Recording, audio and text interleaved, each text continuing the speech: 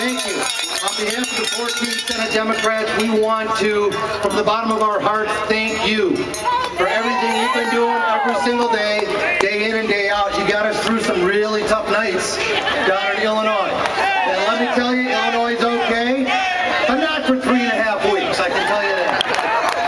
The videos you sent us, the pictures you sent us, the emails you sent us, got us through some really difficult times. We could see the passion in your eyes. We could understand what you were saying to us on the videos you sent us. You understood exactly what this was all about. This was all about the attack and the war that Governor Walker has declared on the middle class of the state of Wisconsin, and we are not going to let that happen. We are not going to let that happen. What the governor fails to understand is if you lower the standard of living for the middle class in Wisconsin, a lot of people will be out of jobs. A lot of people will be out of jobs. The pay cuts we're talking about are a lot of fish fries. A lot of fish fries. A lot of motorcycles. The spendable income that the governor has gone after makes absolutely no sense in the world to me or anybody else.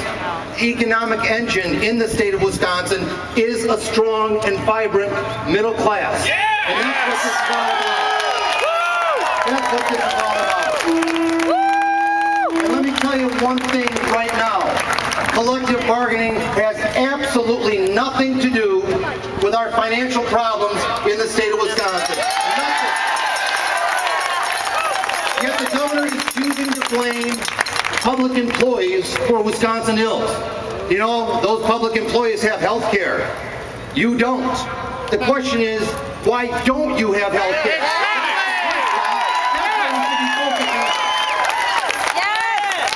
Yes. Let me tell you, some of the Republican legislators I work with don't quite get it.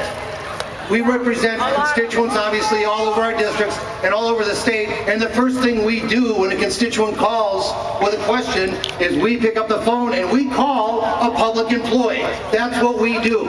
Public employees up and down the state of Wisconsin are dedicated, hard-working men and women. You know, people like me come and go. Scott Walker will come and go. It's the dedication of the public employees in the state of Wisconsin at the local level, at the county level, and at the state level that give us the kind of quality of life that we expect and we deserve in the state of Wisconsin. So God bless you, public employees. Now what the governor has chosen to do is to fly in the face of everything we, on both sides of the aisle, stand for here in the state of Wisconsin. If nothing else, we are first and foremost a compassionate state. We help our neighbors. That's what we do. We've always done that. If it snows, we go out and we help our neighbor shovel their driveway. Unless, of course, they're a Chicago Bears fan. Then we take our snow and we pile it up on their driveway.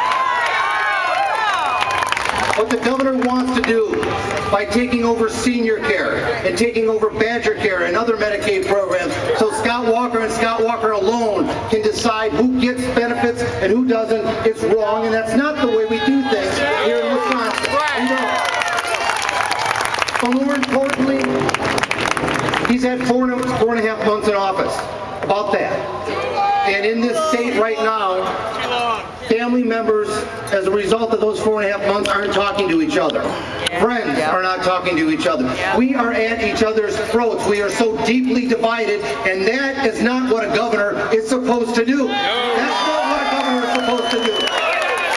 So what we need to do collectively as a group is we need to bring us back together as a state, and we need to move forward. We're not asking to engage the other side in a debate because obviously in order to do that, we would have to leave the state again. All we want you to do is to ask them to read the legislation. Read what it does. Don't take my word for it. Don't take Scott Walker's word for it. Don't take Mark Miller's word for it, or even Corey Mason's word for it. Don't take a Democrat or a Republican word for it. Read it yourself. It's your responsibility. You live in this state. You need to know what's going on at your capital. And what's going on at your capital right now is not good for the state of Wisconsin. It's not good for the quality of life. And we need to fix that. So, what we are going to do is we are going to spend our summer traveling this wonderful state that we call home. All right. We're going to spend a lot of time in La Crosse. We're going to spend a lot of time in Menominee. We're going to spend a lot of time in central Wisconsin. And we are going to work hard on those recall elections. And we're going to elect a Democratic majority in the state Senate. That's what we